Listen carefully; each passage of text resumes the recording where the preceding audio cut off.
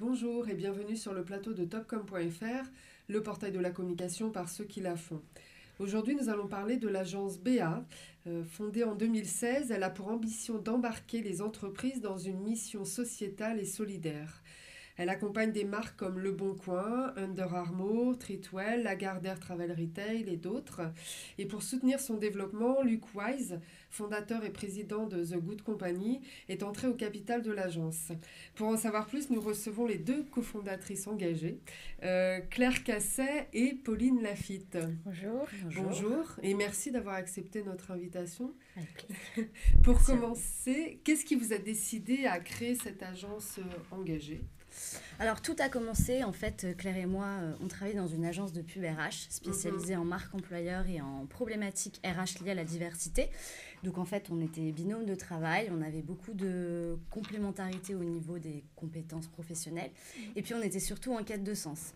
On avait cette volonté de trouver un sens à notre travail et puis on a aussi fait beaucoup de bénévolat, toutes les deux.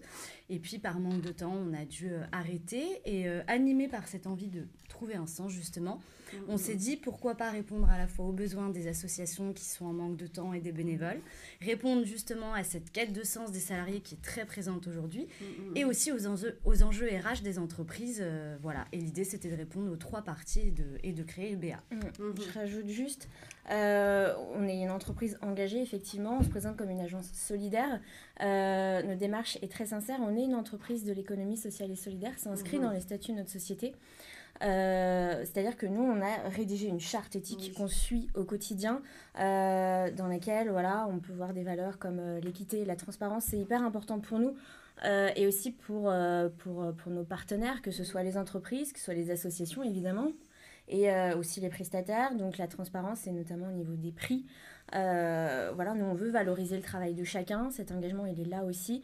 Et la transparence aussi au niveau des associations. Qu'est-ce qui va vraiment revenir aux associations derrière en termes de budget et parce que c'est ça qui va les aider à se développer. Voilà. Et justement, pour les accompagner dans ce développement, on va avoir plusieurs formats. À la fois le team building qui va permettre la cohésion d'équipe, de rassembler une même équipe au sein d'une entreprise. Ça va permettre d'apprendre ou de réapprendre des valeurs qui sont essentielles. Ça peut aussi concerner une équipe, une entreprise en tant que telle, puisqu'elle est à taille humaine. On va aussi avoir le RTT.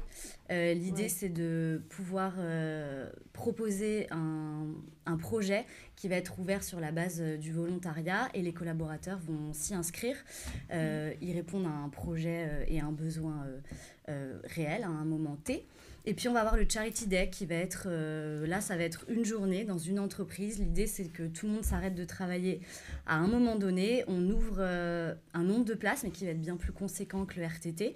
Et l'idée, c'est que les collaborateurs s'investissent tous au profit d'une ou plusieurs associations en même temps pour porter cette mission sociétale de l'entreprise. D'accord. Et quels sont les bénéfices pour les marques de s'engager dans ces missions, justement ?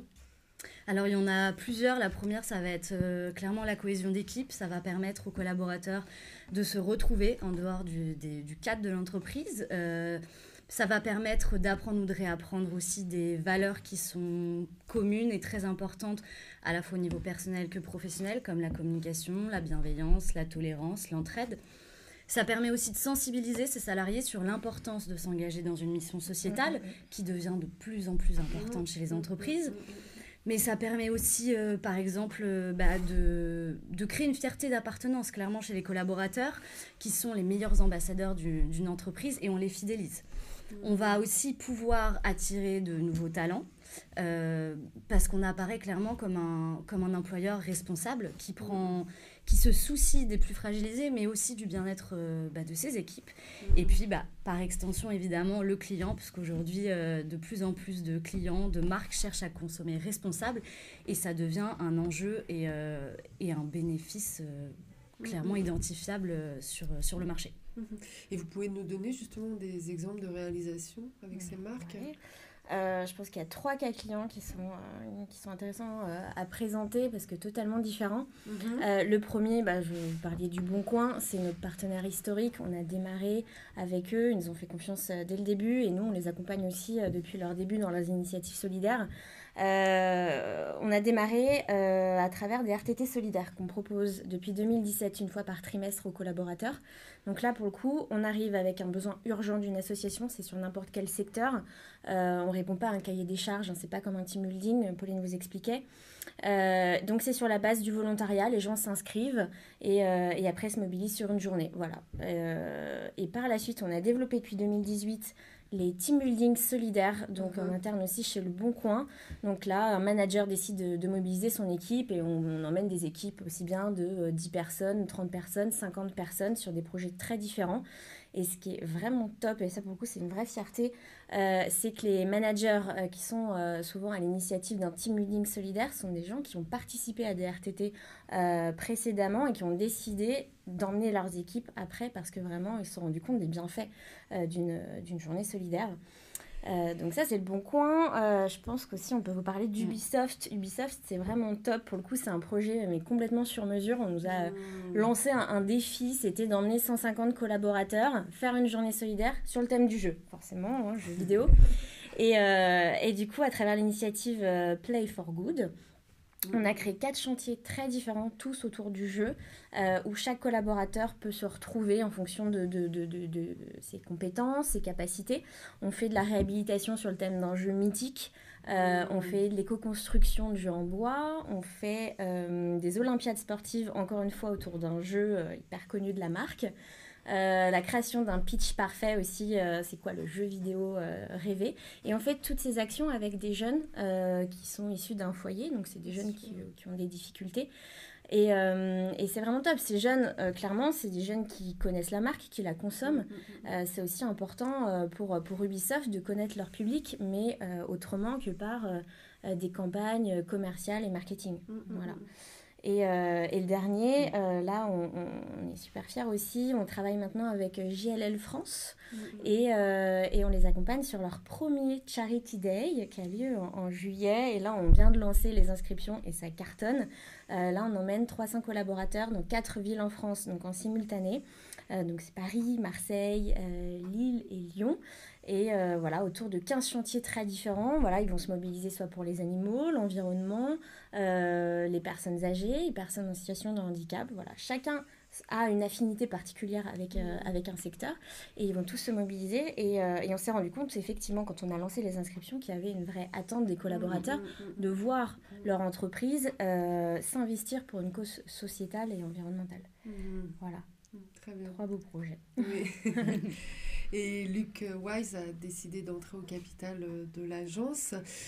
Comment s'est passée cette collaboration et que va-t-elle vous apporter ?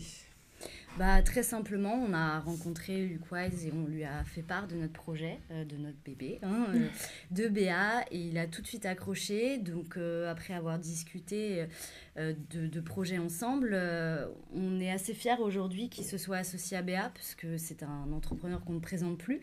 C'est quelqu'un avec qui on peut échanger et profiter de conseils de quelqu'un qui est à la fois brillant, mais aussi bienveillant. Qui comprend l'importance de faire du business, certes, mais responsable avec une éthique. Et aujourd'hui, on a une vision similaire de l'entrepreneuriat et je pense que c'est ce qui fait aujourd'hui la force de notre association. Ouais. Et je rajoute un dernier petit point.